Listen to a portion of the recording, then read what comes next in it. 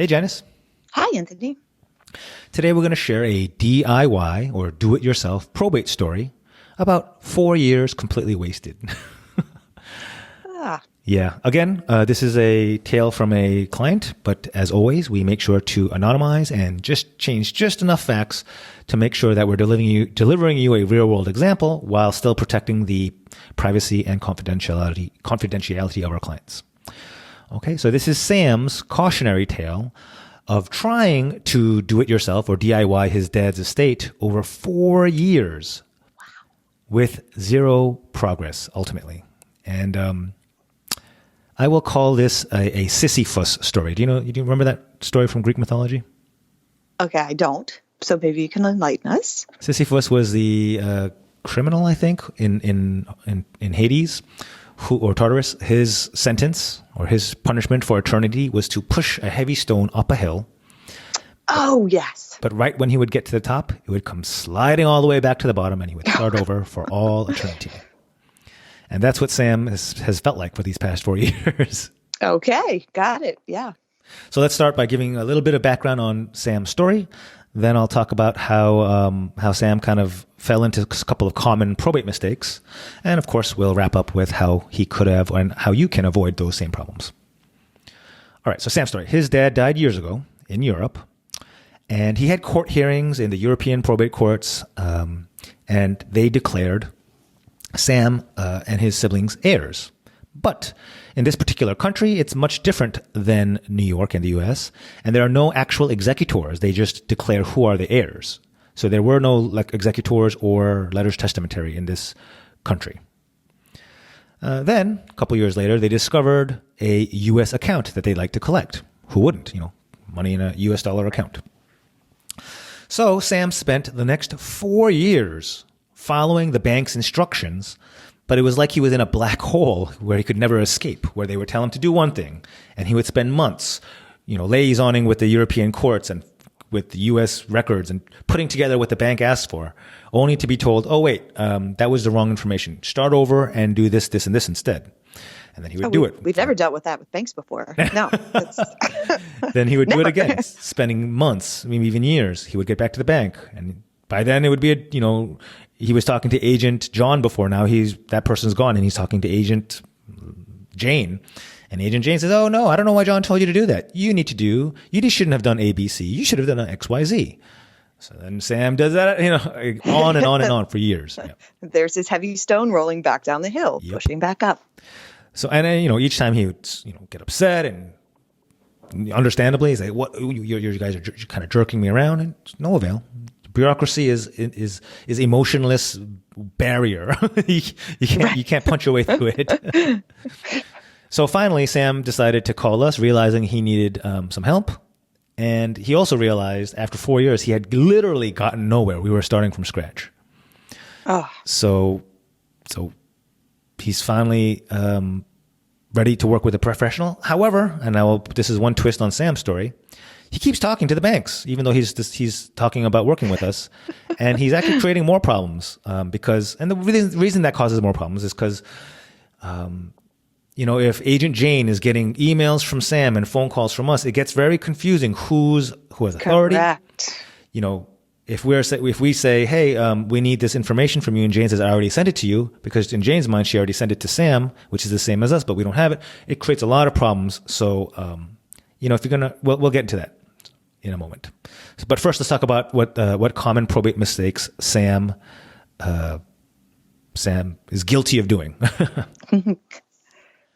All right. So first, he relied on the bank's, I'm doing air quotes, advice. Yes. The advice that changes every time you call. Yeah, the bank is not your advisor. They are not there to help you withdraw money. If anything, I'm not accusing anyone, but if anything, their incentives are to keep the money in their accounts, right?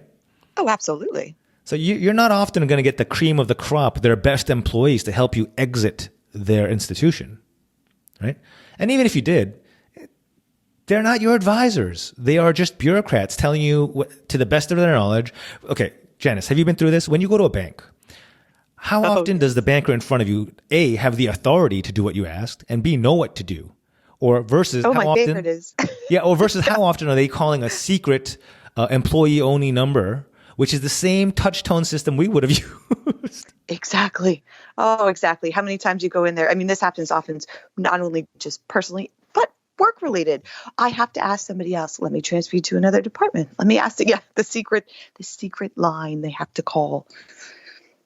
So you're not, again, you shouldn't rely on the banks as your advisor because they're not your advisor. And, they're not really incentivized to be delivering the best, because if they get it wrong, it doesn't really matter to them. Right.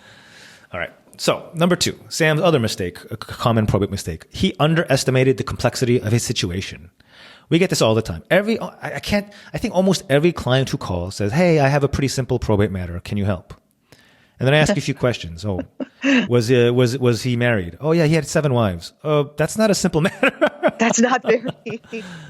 That's not simple. Did he own a home? Oh yes, he owned property in 4 different states. Yeah, that's not simple. Uh-huh. So it's natural. I'm not trying to pick on anyone, but it's natural. Most people think it's simple because it's what they're used to. It's like, hey, yeah, this is my life. This is my world view. Yeah, but on anything other than spouse and adult children from the same marriage, you're adding twists when you get out of that nuclear type situation. For whether that's right or wrong, it's not my judgment, but I'm just telling you, the courts and the system, it makes it more complicated.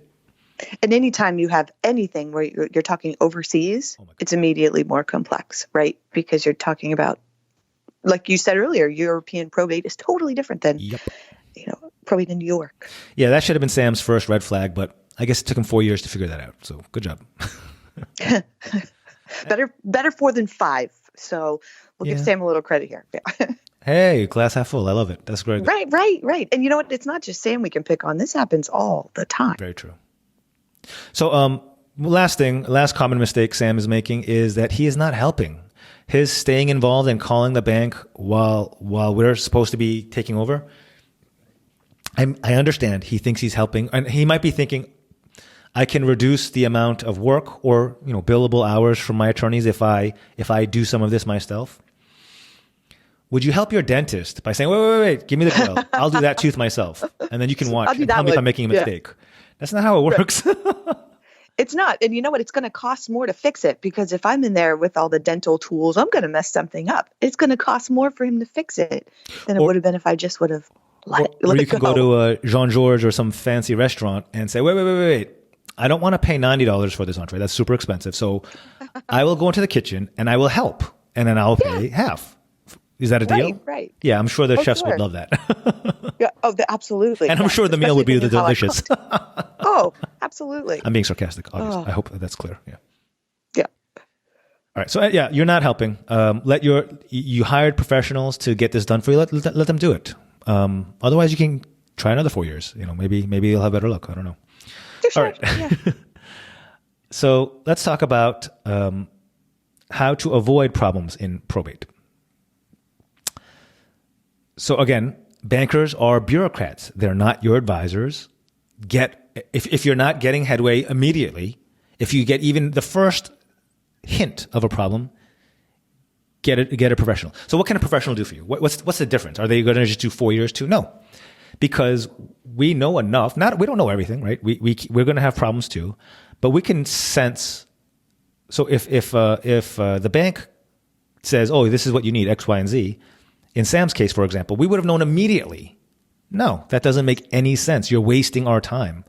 Let me speak to a supervisor, or let's escalate this to your legal department, because the request you're giving is going to get rejected in 6 months. So you're just wasting everyone's time. We could see that a mile away as one example. Well, we know this because we've been through all of the bureaucratic banking over the course of how many years? Yeah. Again, we're not gonna be able to avoid all bureaucratic delays, but we can suss out the big ones for sure. Yes. Okay, so everyone, the second mistake that we can avoid, everyone thinks their case is simple, but it probably isn't. What you think is the simple part of your case is probably just the tip of a much larger iceberg of complex problems or twists that you didn't quite realize. So how do you figure out if you're really a simple case or a more complicated situation? Most Many excellent probate lawyers offer free consultations, 15 minutes, 30 minutes, whatever. Use them and get as much information as you can. And if 3 out of 5 are telling you, hey, this is going to take a while, it's probably going to take a while. Right. So, just make sure you make use. I mean, those free consultations are there for a reason. It helps us understand if you're a client that, we'd enjoy working with, and it'll help you understand if we seem like a competent attorney who you'd enjoy working with. So absolutely, it works both ways. It's like a great way to, like an application, right? You go in and see if you both fit for the job. Totally. All right. So lastly, when you hire somebody, just let them do their job. We already went through the dentist and the chef example. Sometimes I don't get why folks want to. I get they think they're helping, but just you're not. That's bottom line. Yeah. You really mean well, but let's not. Yeah. All right. So I think that's it. Sam, I'm hoping we can help untangle his story for him and have a happy ending for y'all. But otherwise, hope these tips help other listeners avoid a similar fate. And if you are not sure how probate works, I suggest Anthony's book, available on Amazon, How Probate Works. It is a guide to show you what goes into this and its complexity. All right.